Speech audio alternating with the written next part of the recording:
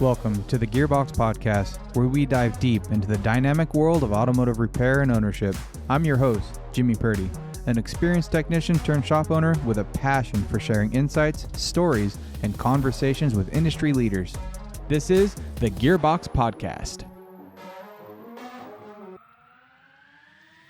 This has been hard to try to connect, huh?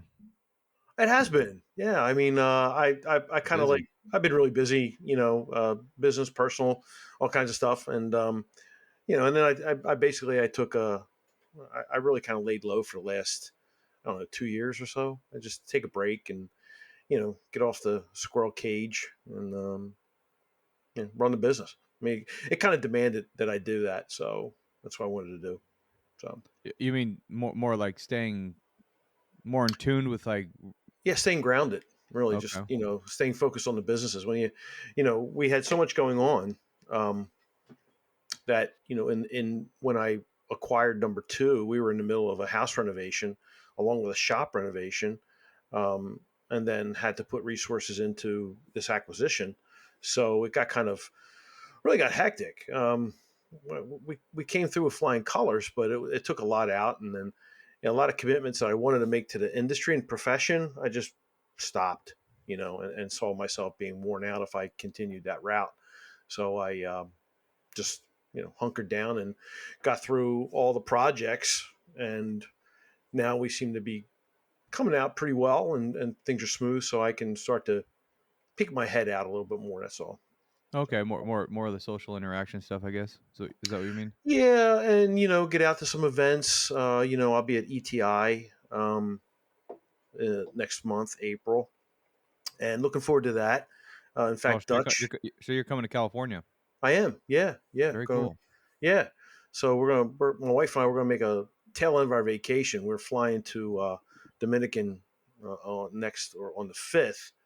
Then we come back, and then we'll fly out on the 20th and spend a week out in Newport Beach, go to the event.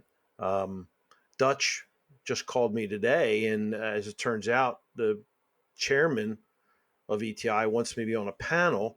So I don't know what that's all about, but I agreed to it. So, just run with it, huh? Yeah. It's all might as well. Yeah. Yeah. I was looking at some of the training seminars at Apex for this year. Yeah. And so I was like, I'll put a class in. I don't know. I mean, I feel like when you got to teach something, it really elevates the level of knowledge that you have.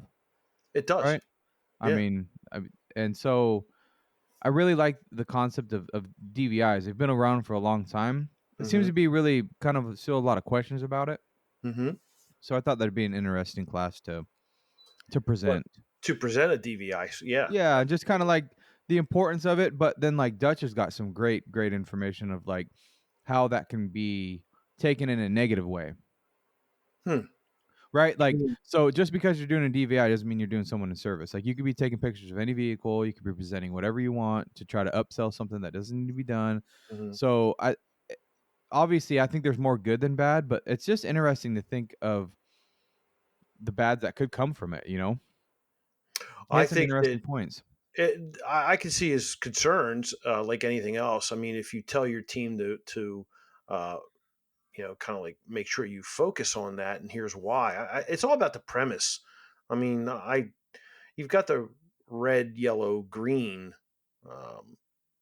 conditions, and I don't know. I don't think in terms of trying to cheat somebody with a DVI. I actually think we're doing them a favor by showing them what their vehicle is going for.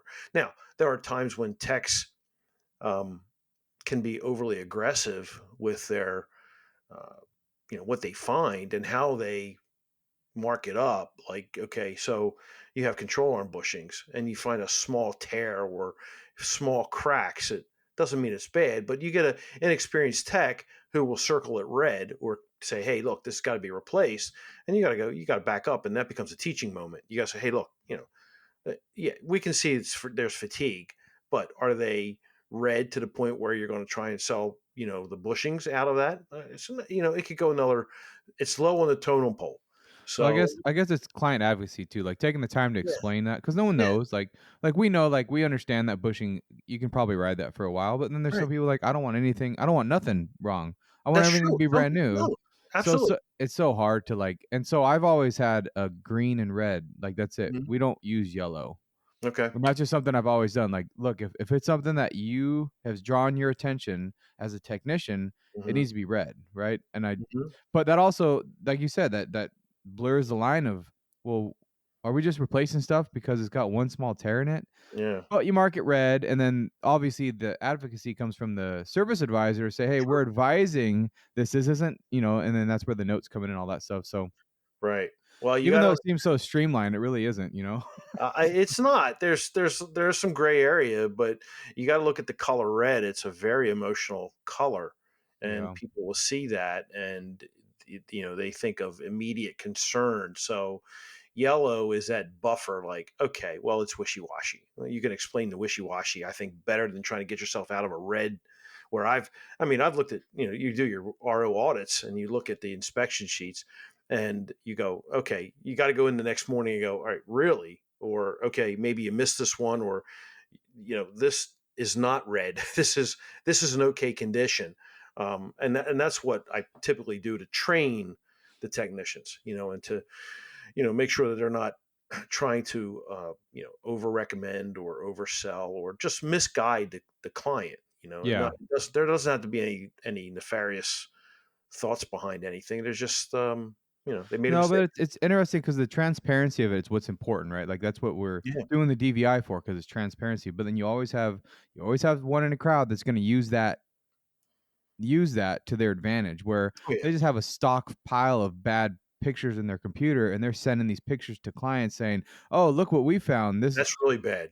it's really bad," and it Really. happens. It's like, Yeah. and so we don't even think that would like who would really? There's I know, people out right. there that do it.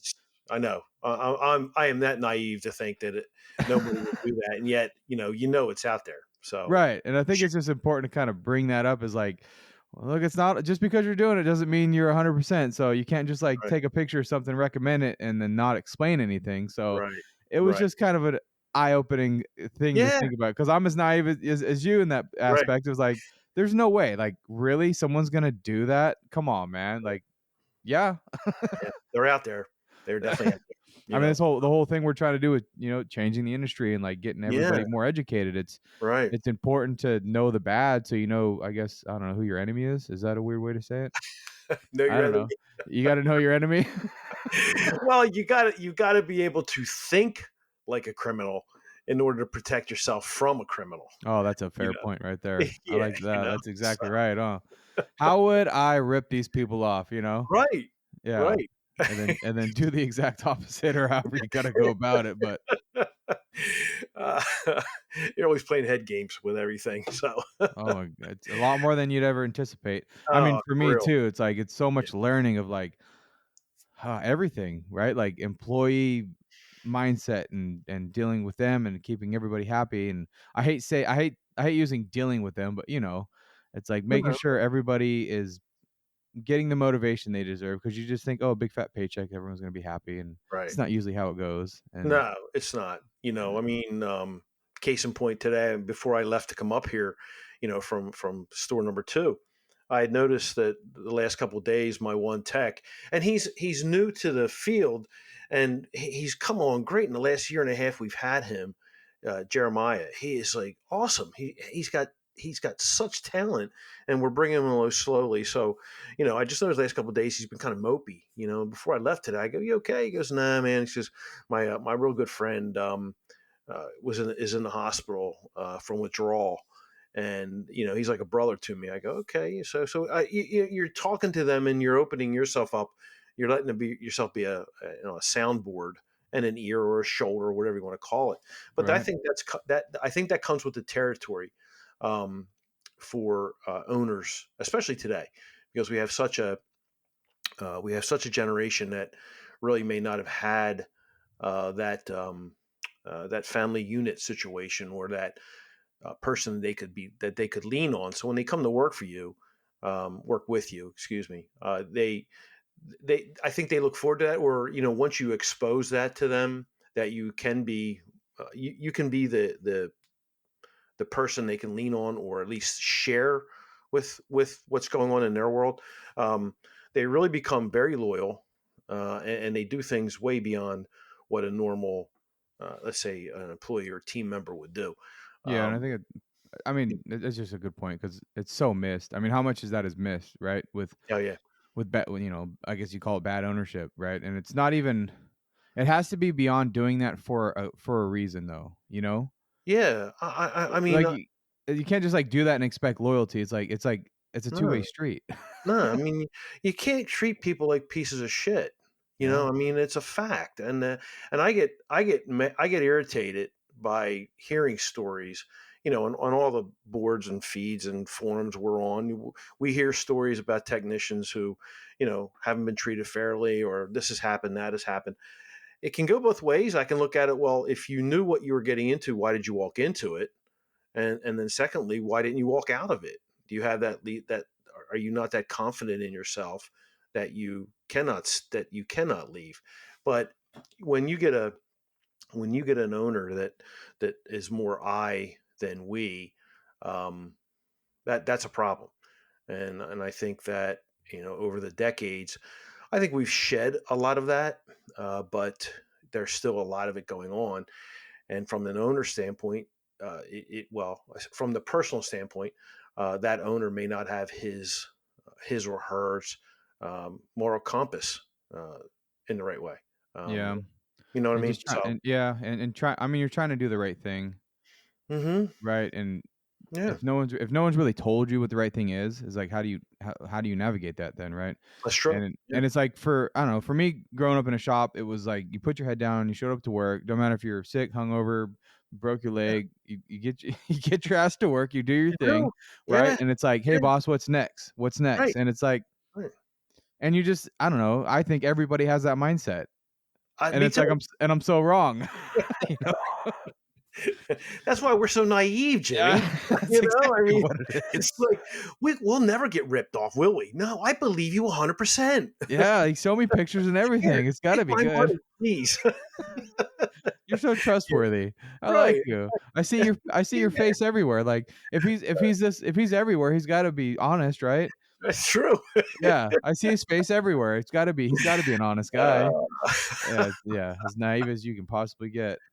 And yeah, then and yeah, I mean, even on that though, like, as I'm working for someone, it's like I never I never wanted to be told what to do. I kinda just was like, "Hey, just give me the layout and I'll get it handled," right? mhm, yeah, And so I expected that. Like, as you hire someone, you're like, "Dude, just do your job. Just do it," because it's like, that's what I yeah, wanted. I right, wanted to be left alone and let me do my thing, I'm gonna get some work done for you, right, but it's like it's almost 180 degrees opposite of that when you start building a team, because everyone's looking up to you, "Hey, what do you want me to do?" And it's not I don't think it's for, like, the cause of, like, they don't have the motivation, but they're just trying to make sure that they're doing it the way you want, right? sure, In a way yeah, that's, like, benefits everybody in the team. And it's so weird because I never had that thought mhm, as I was working as a technician. I was very independent, right? I was like, I'm a right, wrestler in high school. Like, I never was a team sport player. Like, it's like, okay. you know what I mean? Like, I hear that's you. just not my mindset. So it's so hard for me to do that. And like, Uh, and then you're supposed to reflect and like you said, have that reflection of like looking as in you got to look at it from the other side. And I never had that other side to look oh, at. So yeah. it makes it really hard. It is. It's difficult because you've got your concerns as an owner. You're forced to worry about paying bills, keeping the place open, doing all of that, and at the same time, you're supposed to worry about the mindset of the team members. You go, well, get the job done, and everything will be okay. Bring home, let me pay the customer pays the bills, and everybody will be okay. Make the hours, and you'll be okay. And it's numbers, numbers, numbers, numbers. But you can't build a team strictly by numbers only, because I don't think people are responded to that like they used to be. I think the Or even dynamics the change. small percentage that even was really. I think it was just a very Yeah, small percentage even back then, yeah. of I like mean, I you mean got your nobody grinders. wants to be a number. Nobody wants to be a Huh. number. I mean, you got your grinders who are still out there, and they'll beat their chests and say, "I can pull 100 hours a week," and do all that, and good for them. And you put them in the back of the room, and you shove everything you can to them, and let them do their thing, and they're happy. If they're happy, and they appreciate being there and all that, I guess that works out for you. For me, I give my teams as much autonomy as possible. I set ground rules.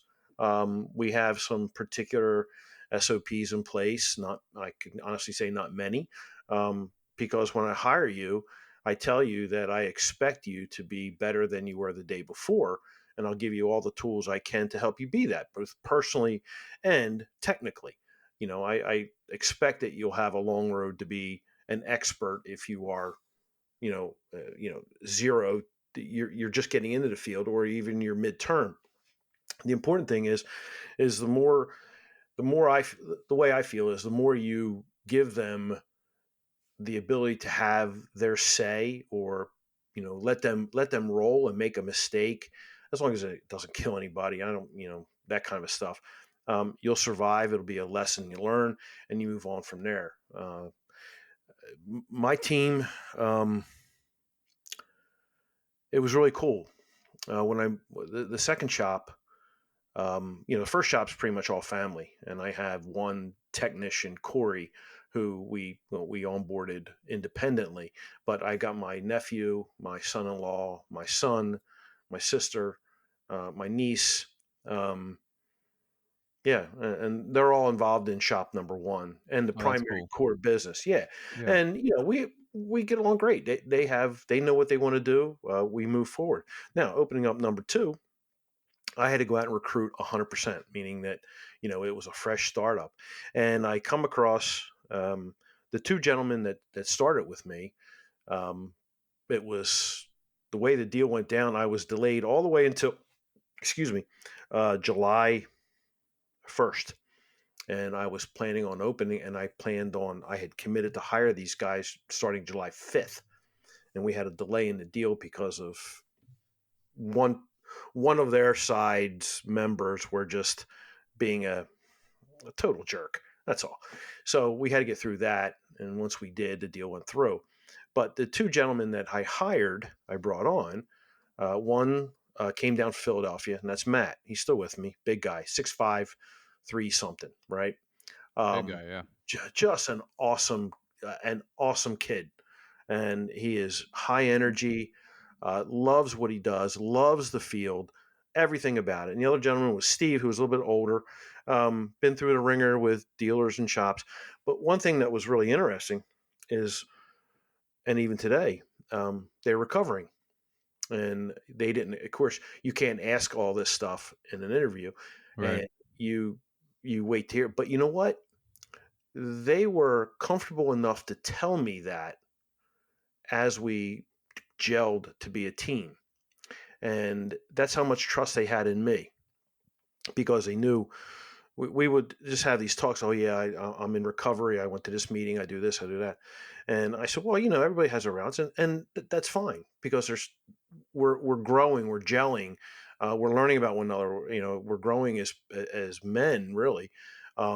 Steve didn't last because he couldn't refrain. He went back. He got himself in a little bit of trouble, so I had to let him go. Matt Bummer. is still with me. Yeah, it is a bummer. And Matt's still with me.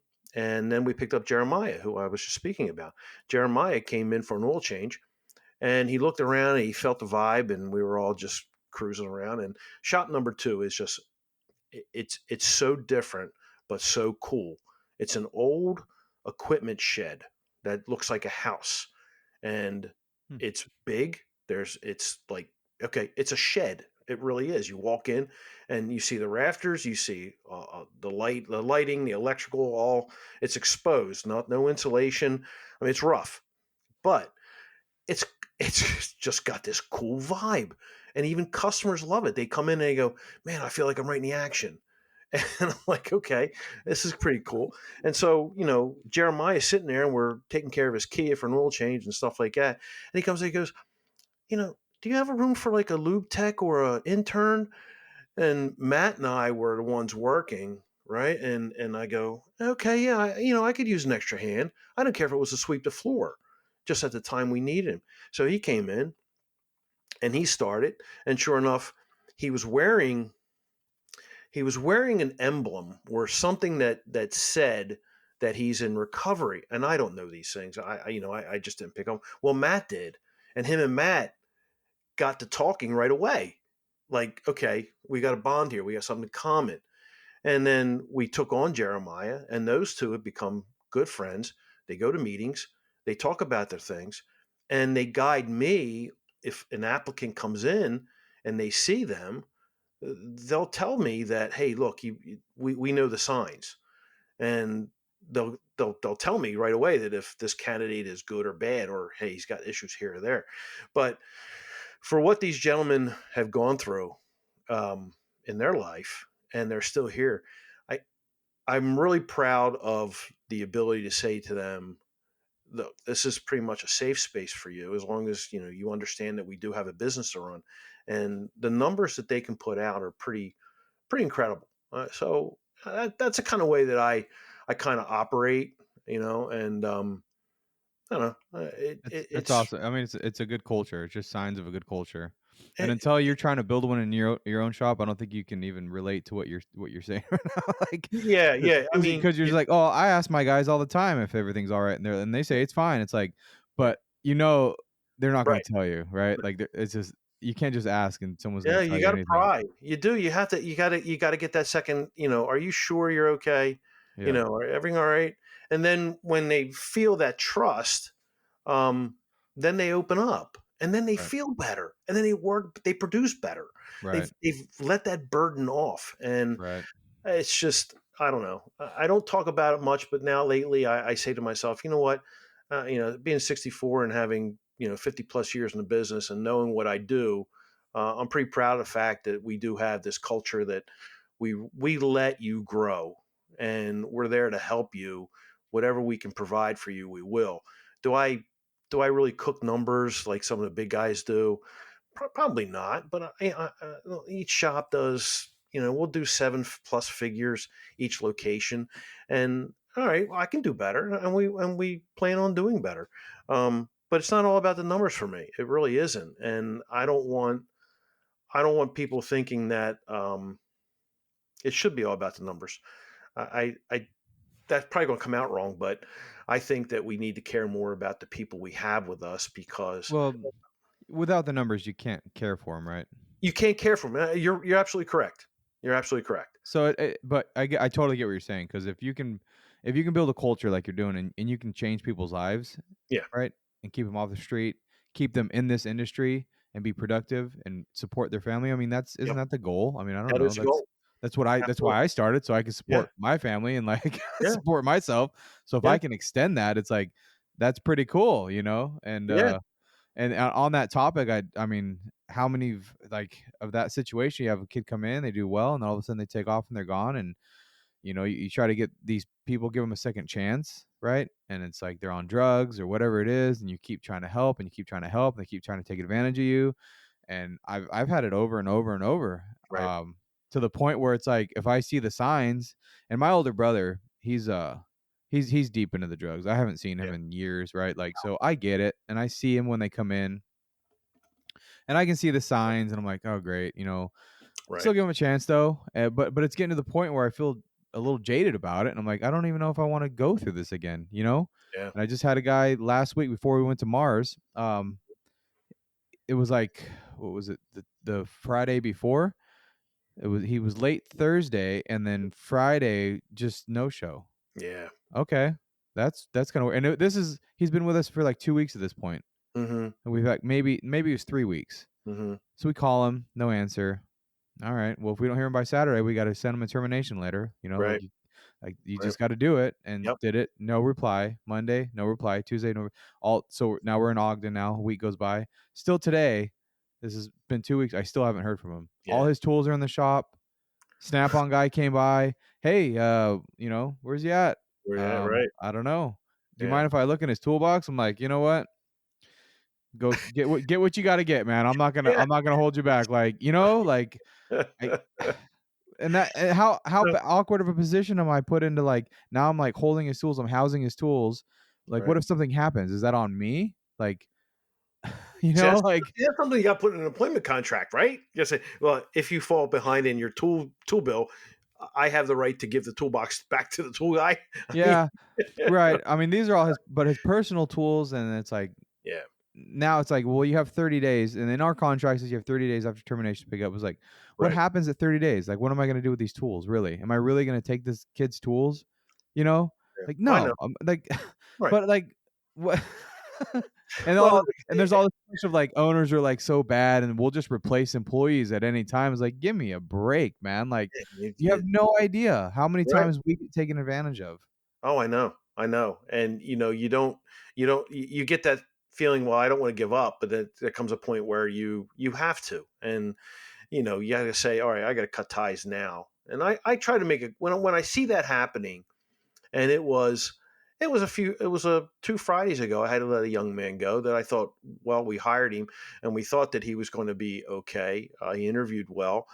He had some definitely personal issues. None of it was drugs or alcohol. It was just responsibilities to others that got him in trouble. Um, but he was a good tech, but he got lazy. And I knew once you get past 2 weeks, that's when the real person starts coming out, and you can really see what happens after 2 weeks, because the 2 weeks it's that honeymoon period.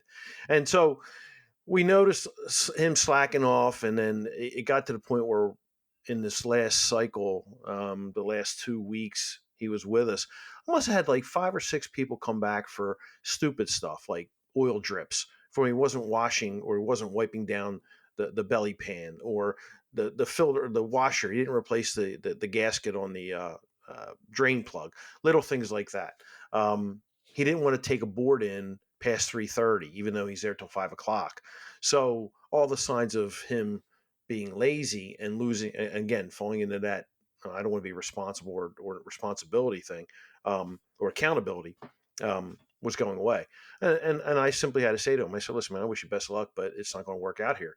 So, you know, it, it goes with the territory and that stuff. Guys like you just had, they're going to be part of our lives.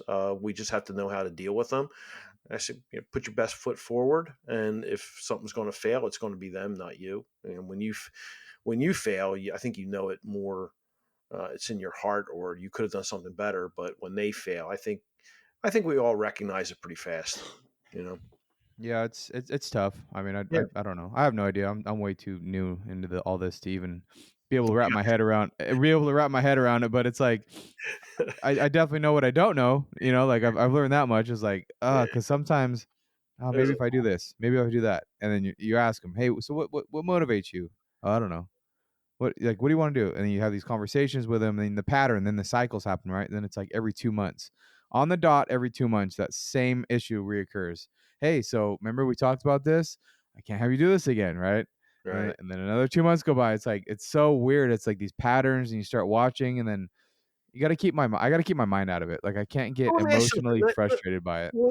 When you're talking to your team members, right? How much do you literally share about your life, about your personal life?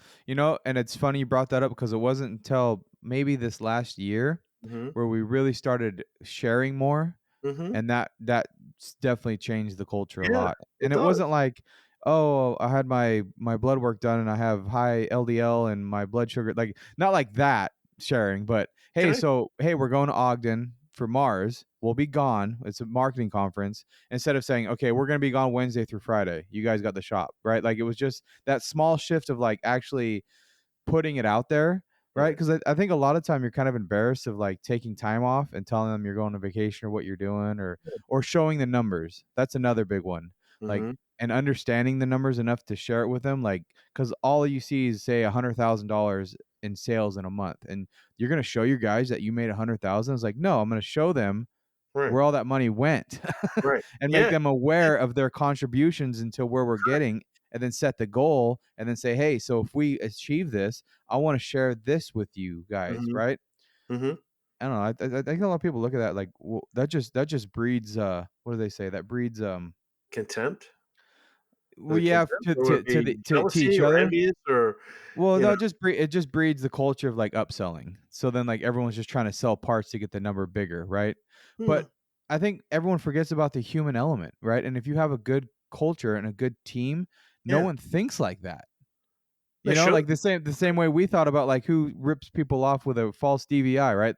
So Right. like I think we forget like, hey, sometimes there's good people and we're gonna do the right thing to achieve that sales goal, not like, oh hey, we're $10,000 away from our getting our bonuses. Let's just sell this transmission to this guy that doesn't need it. Like Yeah, right. no one's gonna do that, right? And if they do, then you should probably reevaluate your team, maybe. I don't know. Like that just seems crazy to me. Well, I try to make my compensation levels fair and not to breed that type of aggressiveness towards the end of the bonus period, whether it's quarterly, monthly, whatever. Because I don't want that to happen. I don't want you to stuff a transmission or think about selling a transmission that might not be needed or whatever the case might be. Right. Um, I think that I discuss everything with them. Like it's more of a team concept for everything for everybody at the shop. Our techs get a bonus on hours. Our commissions for it's a percentage of GP for our sales teams, and it's very comfortable. And I give them a great base, so there's not a lot of stretch that they have to do. They're comfortable on their own without a commission. The commission is definitely better than some.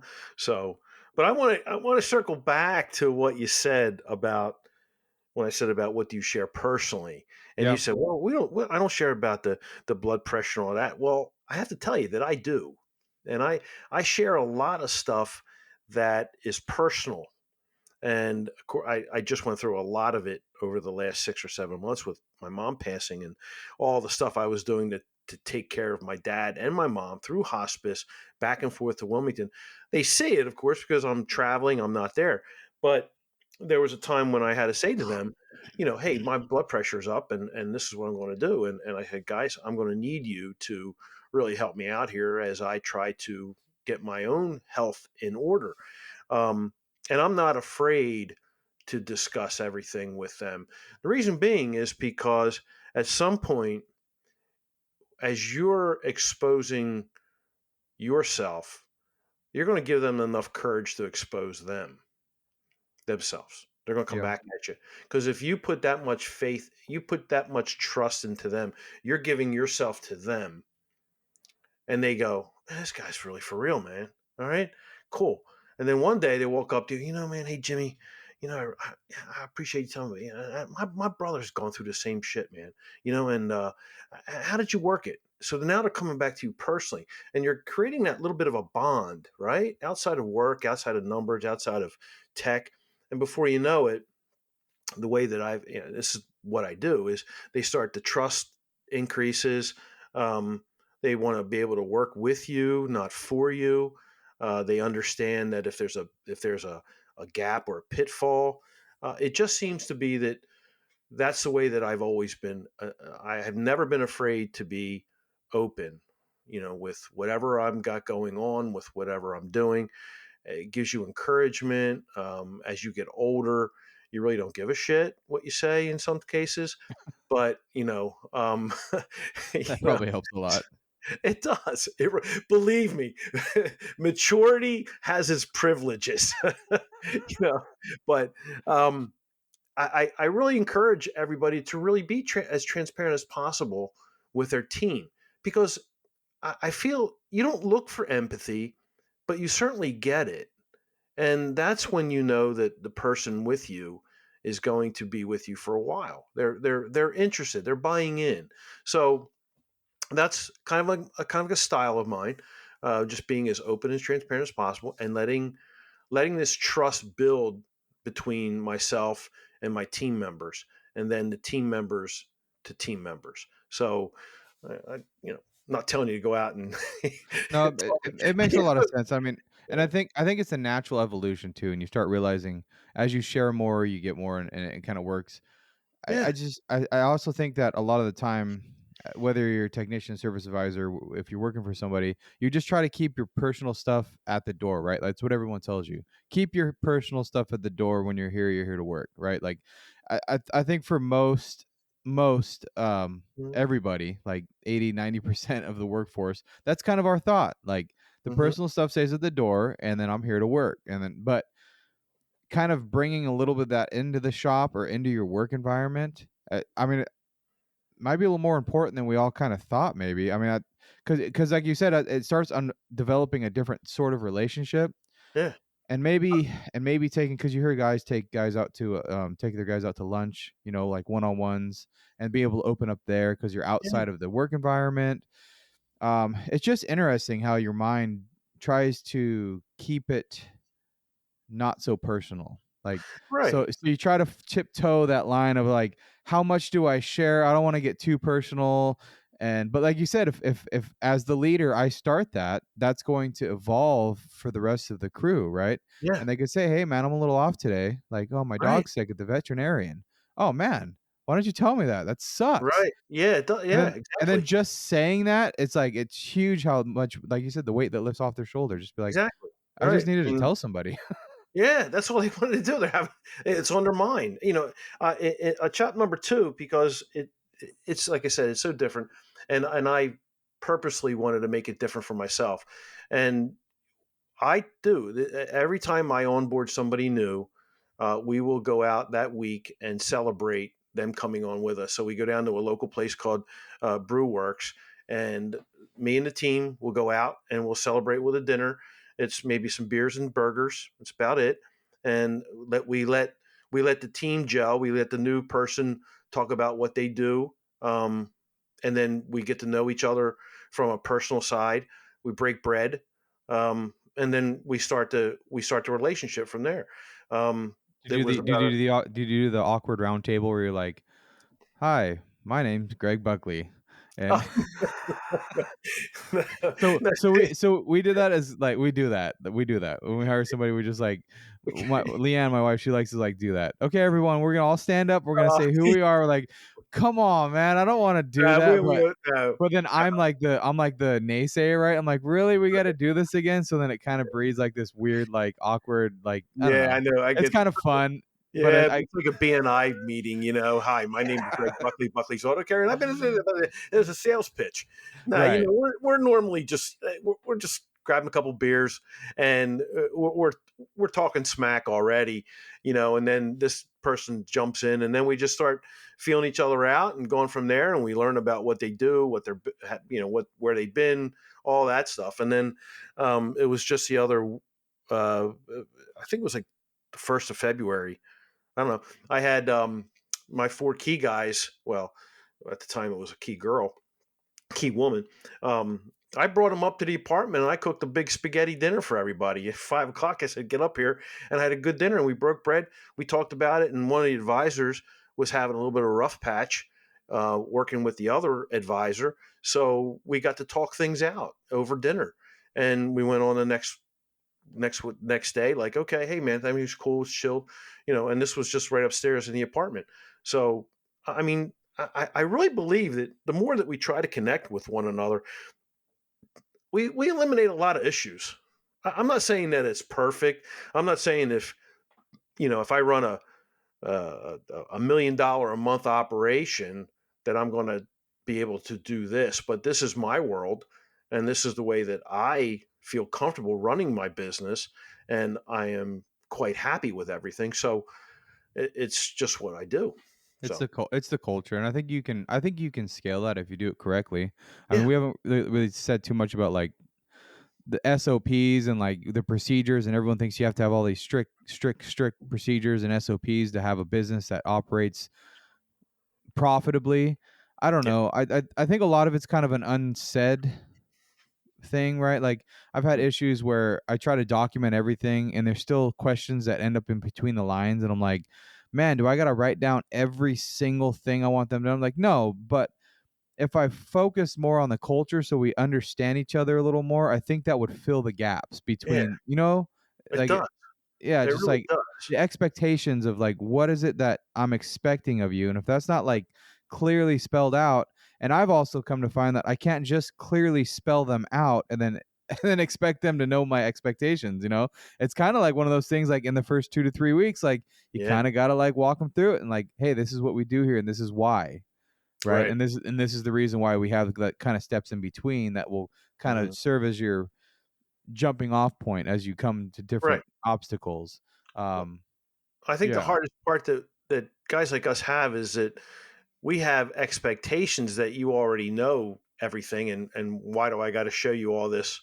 You know, you should know it already for some reason, especially if you are already at a previous Speaking position. right to my heart. It's like, you know, Took the words right out of my mouth. see, I get so I do get irritated, and I got to hold myself back. I got to say, wait a minute, time out. And the worst, the absolute worst, is between my son and myself. I mean, we can go toe to toe, and this Scott, my son, is just he's really amazing. I mean, I it's not I'm not biased, but as a person, this guy is rock. This guy is a rock. Um, you can't dent him. I have I've put every ounce of negativity out. I've hollered at him. I've told him everything. I said this to him, and he'll stand there like this, stone face, and that's it. You'll get is silence, and then he'll come back and he'll go, okay, we'll do this. Like here, the biggest thing that really got me. So we're in this, man, when was it? It had to be about a year and a half, 2 years ago, when we were just in flux. We were, doing things, wanting to do this, wanting to do that. And my style growing up in the business was yes to everything. I mean, bring it in, put it on the lot, throw it around. It's just go, go, go. Right? It was from the old service station models, and people would just come in and you go, yes, yes, yes. Okay, I'll take it. And you get through the day. But there's constant activity. So that is there's a lot of energy around there, and you're like, okay, I gotta go, go, go, go, go, do this, do that. And I go, It feels good. it feels good. Yeah, I And know. he comes in and he goes, you can't scale on chaos. And I looked at him, I go, God damn it, I hate when you're right like that. he goes, it's now controlled chaos, yes, but you can't have chaos, Dad. We won't scale. And I said, oh man, because he grew up in the corporate world. He interned at a Cupertino with Apple. So he went through all the Apple culture, worked their retail, and then got in. He's got a BS in computer science, and so he's more formal. But he brought that element into our organization, and I'm so grateful for that. We still argue, but because he can be hard headed and he won't listen. We're still trying to meld that my way and his way and the way we market and do all that stuff. Right. And I call him an elitist half the time. I could only imagine how that's going. Oh man, because he wants to go after. Well, he writes a million plus on his own, right? So the kid knows what he's doing, and he'll look for these. He gets these customers, and he's so good. So his average tickets are like, I don't know, $700-800, and with just great numbers. And I look at him, and my coach. I'm talking to my coach. I said, I can't stand it because I don't know how to holler at him anymore. I said, he's doing everything the right way, but to me, there's just not enough activity. But there is, and he's doing it the right way, and I respect that. It's just my way is so. It's not outdated. It's just No, I mean I'm not terribly old, and I totally relate to what you're saying. yeah. And Say I good, grew up good. I grew up in a smog shop, and it was like that, and it was like 30 cars a day, smogs, right? Like over and over and over and over. Right, And right, I mean, I hated it at the time. Like I definitely vividly remembering like I just hated it. It was like this is overload every day. But right. looking kind of back on it, and it's like anytime it gets mildly slow, I'm like, I need more cars. I need something to do. I need like, and then I get all these projects in. And everyone needs help with the diagnostic or walk through this or that and the other. And I'm like pulling my hair out. I'm like sensory overload again. But then it gets slow, and it's like we're just sick in the head, man. It's funny. I was telling one of my technicians we have his 90-day probation period. We had a conversation, and Uh-huh. it's funny we brought all this up because we ended up talking kind of more personal, and he actually was like, hey, can I say something kind of personal? I'm like, yeah, dude, this is your meeting. Like, this is your show right now. Right. We're like, you know, oh, Yeah. I'm just having a hard time because my girlfriend, we moved here and she can't find a job and this and the other. And then at the end, he's like, I just needed to tell somebody because it's just me and her that we just live together.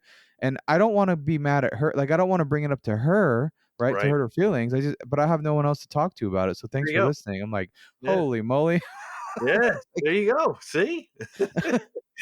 I He forgot what direction I was going with that before I went off on my tangent, though. No, but that was good, man. See, you showed that you do have that persona that allows people to open up to you, and that's good. That's what you're doing right here, right? Where you're telling me what you do, and I'm telling you what I do. Yeah, So I mean, it it's an helps. open It helps the conversation. whole. Yeah, It I don't. does. I don't remember what the point of that story was. What were we talking about before that? I'm We, losing it. we were Oh, talking not talk about not getting old. So it about was a smog styles. Yeah, shop. yeah, Yeah, yeah, yeah. I yeah. guess I am getting old. So yes, it's the chaos. But what I wanted to get to was the point of like once you get to a coaching company and they start getting you kind of your numbers in order, and Hmm. then you feel like you want to be busy, right? So we'd have like a 80, say 75 or 80 car count, Hmm. and it felt good where everyone's kind of busy and there's Yeah. always something going on, but our numbers were low. We're like lucky to hit 80,000 in a month, and now Hmm. we've been able to capture less cars, 10 to 15 on average per month, right? Right. But we're hitting $100,000 a Hmm. month in sales, right? So it's like it's interesting because it feels slow and you kind of start getting a little panicky, right? Like you're Yeah. like Yeah. looking at the schedule. I'm only like 3 days out. That's not good. Right. But then you're looking at the numbers. You're like, huh, Yep. this is Ain't really that interesting. something? It's really good. I mean, I'm getting used to the fact that when I walk into the shops, it's quiet, and yet you look at the numbers and you're going, wow, okay, but I can't say you hear a pin drop, but everybody they're wrapped up, everything's flowing smoothly, the organization is running like you wanted to, the numbers are there, it's just quiet. You don't have that action going on like and anymore. What's really, if you haven't noticed, but I know some guys that with online scheduling being more predominant or coming up, the Hmm. phones ring less, so that's Yeah, less noise. And you're thinking like many times I walk into Wilmington and they're sitting there, the advisors are just sitting there and they're like doing this and doing that, and the phones aren't ringing, but I look at the schedule and it's like this, and I'm like, okay, well, they're all online, they're all coming in directly. The service I use, will you could book online right now from Google or anywhere else, and it puts it right. right into the tech metric schedule, Hmm. and it just, you know, it's weird. It's really weird. So, just another I thing to get used to. I always hated the phones. I had yeah from day one I put the phones on silent. I just cannot stand the like it was like over Silence and over and phones over. and that ding ding of the island bell going off. Oh my god, that was like music. So It's not panic inducing no, like the no, OCD. no, no, man. It made me know that if somebody was coming in, I had to get ready for them. Or in terms of full service, you had to run out to get there and wait on them. And the problem is when it came in the rain was always a bugger. Rain You're or like, snow, oh. no canopy. It's funny you said that Hey, about I'll take $2, please. talking Through about the roll window, through the right? window crack. Yeah, Yeah. Hey, can you check my oil wire? And they do it. Some will come in, they do it as a joke, but that's what you got to do. What you it's had to funny you brought up the Audible thing because we were up in Utah at the institute. They had the do. door thing is the little ring, the Mm-hmm. ring security. So we have the same one. So every time someone walks in the office, that's pretty much the only noise we have is just that ring noise of like the door. I don't know if you know what I'm talking. Is it so you can Yeah. hear it when the door opens and closes? So Yeah. they had it in the front, and it's like every damn time someone walked into there, I'm like looking over, thinking I'm like, Right. oh, someone. I'm like, ah, and it's just funny how like your brain totally wires you. Like I'm not like we're not even in California right now, and I'm like prepped to have someone walking through the front door. I'm like, it's, how weird is that? it's like a Pavlovian experiment that goes on every time, But that was, funny you bring that up because, I've been reading some really good books, and it's on communication, theory of communication, along with a theory of how your body works. There's a lot of intertwining that goes on between. Anyway, I will take you to, the outer limits on some of this conversation, but you process sound like almost 20 milliseconds faster than you would um, visual. So sound is actually more important, and there's frequencies and um, bandwidth to every noise, every sound. I'm That into it 100%. Yeah, I'm on yeah. board with that. So Yeah. so when you think about messaging, and this goes into marketing and communication, and I say if you don't know how to communicate, you'll never know how to market, because frequency, bandwidth is measurable. So when you create your message, you have to have certain uh, elements in it, whether it's your inflection, your pitch, your tone, all of that, because that resonates to the ear. And that ear is processed faster than the visual. So a lot of things are very scientific when it comes to marketing, but that's a whole nother tangent. Yeah. But you It, brought it up about frequency and stuff and sound. That's what I that mean, bell, the it ding all ding. goes, yeah, it all goes to the communication though. I mean, it kind of circles back to the whole conversation of like, Yeah. just being genuine, right? And Mhm. like Yeah. knowing how to communicate. I mean, that's like, it's big. It's so much bigger It's than huge, man. It's anyone huge. thinks. It's like the old service station. Hey, what can I do for you? Oil change, bring it in. And then Right. they're wondering why like they can't sell or can't get any more repairs out of that vehicle. It's like, well, would you want to give you any money? Yeah. I Yeah. mean, my wife can sell repairs like beyond where I could even touch, right? Like way more. She sells way more of the repairs needed than I ever could. And Right. I'm the builder, AC master tech, got all the certs and all that stuff. And it's like they don't want to hear that from me. No. They don't want to hear my technical how I Nope. it doesn't help, right? Nope. And she just puts a smile on and puts her voice in the inflection and does the whole thing. And That's it. if That's it what was me, I would do it. And it's like, huh, I feel like writing a check right now. Yeah. you know? It's so true. Uh, You have to be relatable, and you need all of the tools to do that in order to convince someone that what you're doing for them is a benefit. And right. and that's what skill is all about. But there's also science to it. So, understanding, like I said, the book is called Theory of Communication, and it is about how the modern pathway to communicate or communicate effectively with really digits like zero ones. It's coding in a sense, but it's how it gets through the pipelines. Um, and it was from the engineers at Bell Telephone were the ones who were who had wrote one of the engineers that wrote the book, I believe. But it's really fascinating, and I'm almost done with it. But the context is that there's only so much that's going to go through that pipeline, and as a human, you're only going to pick up it's signal to noise ratio, and really you're going to have to key in on the signal, but at the same time you're going to have to go through all the noise. So the noise is here, and the signal's coming through at what frequency. If you think of a waveform, it's going to go up and down, up and down. If it's AC, it's this way. So at some point, you're going to register with that, um, and then from there, it's what your comprehension is, and how you perceive it. So it's just fascinating. It's It just really is because I mean, I'm sure we all have dogs or pets, and it doesn't matter what you say to them, no, right? It's how you say it, right? how you It's just say it, right? and it's not even like Right. hey, you And you big dummy, how are you today? And they're just wagging, yeah, you're so stupid. Look at get you. right. And this one, yeah, yeah, it's what, and it's just, but we're all wired like that, right? Like we're not that different, No, And we're so, only we're only a couple hundred strands of DNA difference between us and every other creature in the world. yeah, But it's the weirdest thing. When you talk about communications and how things communicate one another, the strangest one I had read about, and this is going to sound really crazy, but this is how like far I go into things like this. I really go down a rabbit hole.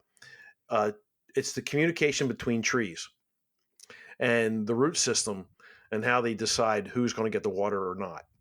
and there's actually a way where trees will signal to one another where the water is and how they're going to, which one's going to grab it first, or how they're going to work together through this. I swear to God. And I believe I I've read. I've I've read about that too. Okay, I okay, think good. I'm Good. no, I'm definitely picking it because it's all about. I think it was about mushrooms, fungi, Okay, and it could be how funky. the communication pathways and fungus and mushrooms have Yeah, this network underground, and that went into the microbiome of like a garden, and you have this garden system, and you can't plant nightshades next to like you have yeah, certain crop vegetables that can't be planted next to one another, right, right? And right. it's like because it's all an underground network, and they don't communicate well with each other, Mm, so they don't the beneficial nutrients for one is not for the other, and so I know yeah. Well, let's make sure that the audience knows that we're not doing mushrooms right now, and then we're just talking about mushrooms.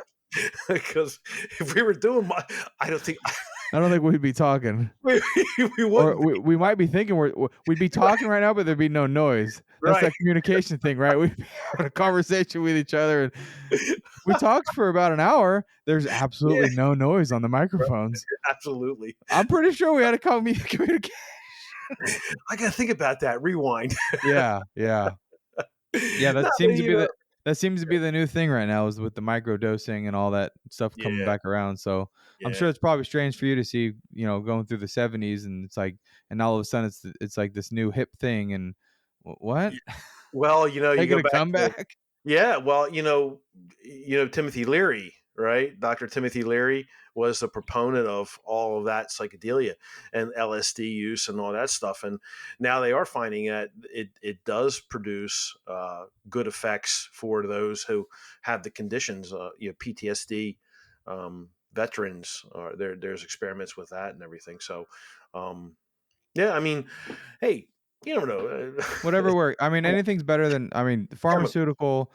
Yeah, If you can find another way, obviously, we don't know anything, right? We're right. all we're all trying to learn this stuff, and I mean, on the All note of trying to like, get through the uh, world, man. yeah, We're just trying to get it, we're dude. just trying You know, trying come to live on, my life man. here. Yeah, No, right. like the binaural beats was another one too. And when you're talking about the frequency you were talking about, Yeah. the binaural beats is another one. So when we were at the marketing conference, Hmm.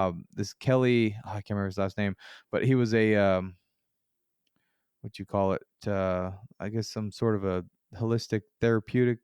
He Okay. did Yeah. he did some he like hypnotized Yes. a group of the guys up there, and but one of his things too was he was talking about was calming your mind down and like Mhm. reducing anxiety. And I Yep. just thought it was cool that they brought that because it's like another overlooked thing of like It is.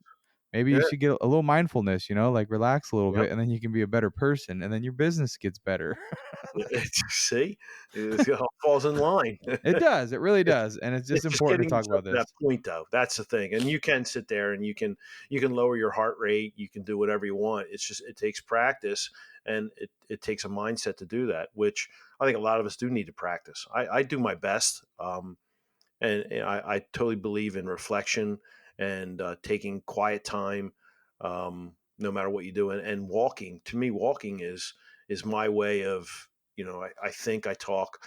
I normally play very loud music, very aggressive music when I'm walking, but that's the way that I let everything go.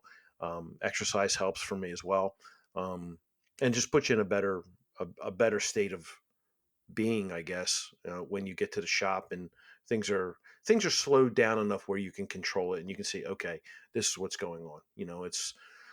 It just helps me.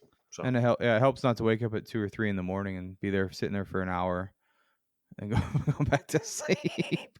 And I yeah. notice the more you exercise or the more you get the stuff off your chest throughout the day, the Hmm. more chance you have of sleeping through the night, which then helps the next day, right? Right.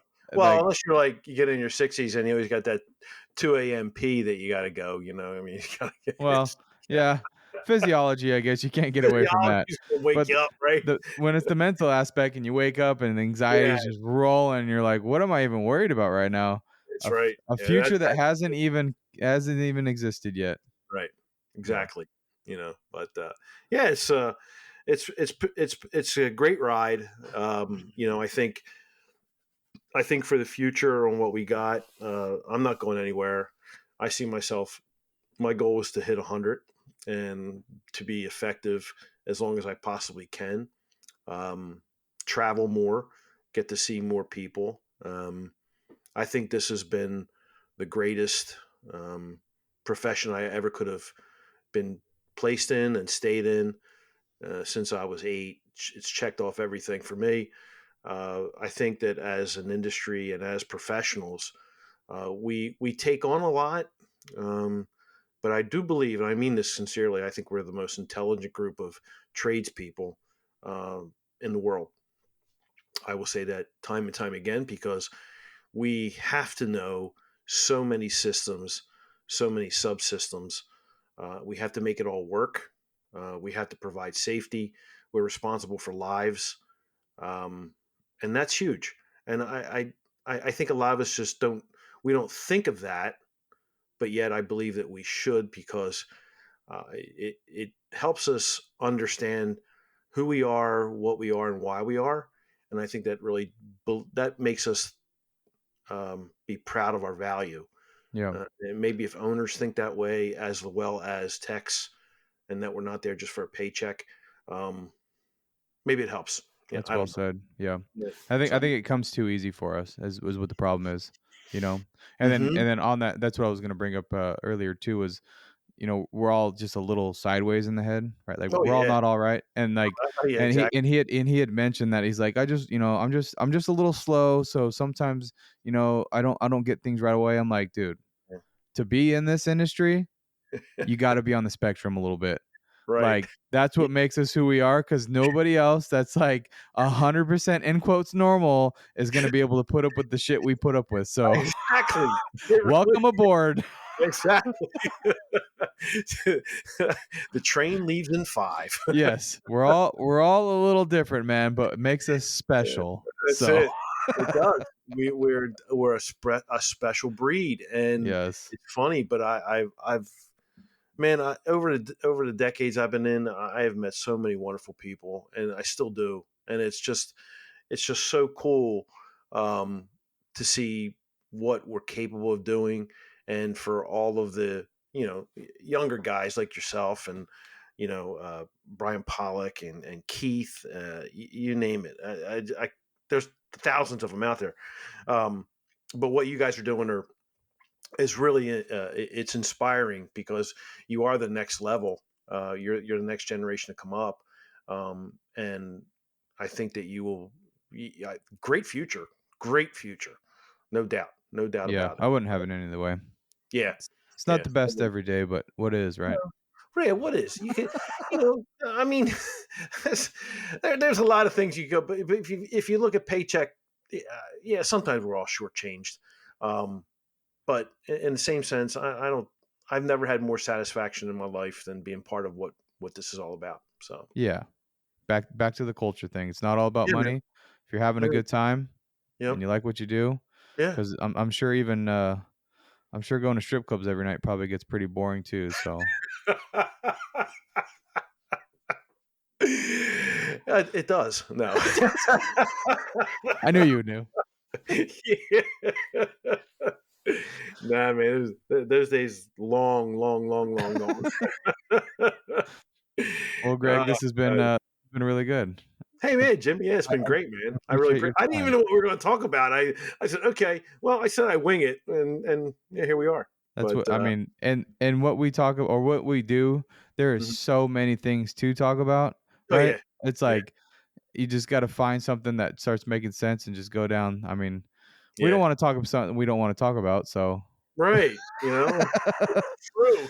And that's It's what's fun true. about this, and no one understands. Like you said, there's so many different aspects Yeah, of this industry. yeah. The It really conversations are endless. They are, and we don't even get into the people side of things too much. Really, it's a lot of the numbers and the culture and all that. So it's what goes on inside the shop. We talk a lot about. I hope to be able to talk to people about what goes on outside the shop in their lives. I think that um, there's uh, my inspiration for that is that there's an old journalist. called Studs Terkel, out of Chicago, wrote for the Chicago Tribune. If you ever get a chance to listen to some of his archives, listen to his interviews and listen to how he brought the story out of the person, everyday Joe and Jane's. Listen, fascinating how he wrote. A little bit of he leaned to the left a little bit, but that don't put that as a bias. It's just his style and how he was able to draw out from the stories from people, their feelings, their emotions. Fascinating, and he's one of my favorite writers, I would say, about America, about the people, the workers. Really got down to blue collar, and I take that as something that we do. We're in that whole world, so I Oh hope yeah. to be able to actually have a show. Oh, that'd be I've cool. been, yeah, it's going to come about hopefully in the middle of the summer. Maybe we're supposed to be launching it, and I want to do well with it. So we'll What are you see. gonna call it? Beyond the shop. I like it. Yeah. I think the introspective part of that is really important because we all think we're the only ones with 1,000 things going on in our lives, right? Yeah. We're, Yeah. like I'm the only one that has all the stuff I got to, and so you Right. forget that everyone else has a story. Everyone else Everyone beyond. has a I story. mean, we talked a little bit about stuff outside the shop, right? And Yeah. oh wow, Yeah. you do things other than work on cars. Like yeah, Right. Yeah. Yeah. Exactly. I like That's what's growing going to mushrooms and eating them on the weekend. get that. I was dicing up some mushrooms for flatbreads I was making. Oh, got you good, Pretty much huh? sliced off my freaking finger, man. I'm chopping, and look, I'm okay with a knife. I know what I'm doing, and I just happen to go, all right, psh," and I go, oh shit, man. I look down and damn, man, I had cut the tip of my finger off. You made some. So You made some finger food. I did. There you go. I just added it to the tomato sauce. I just Oh. sprinkled it over. Oh well.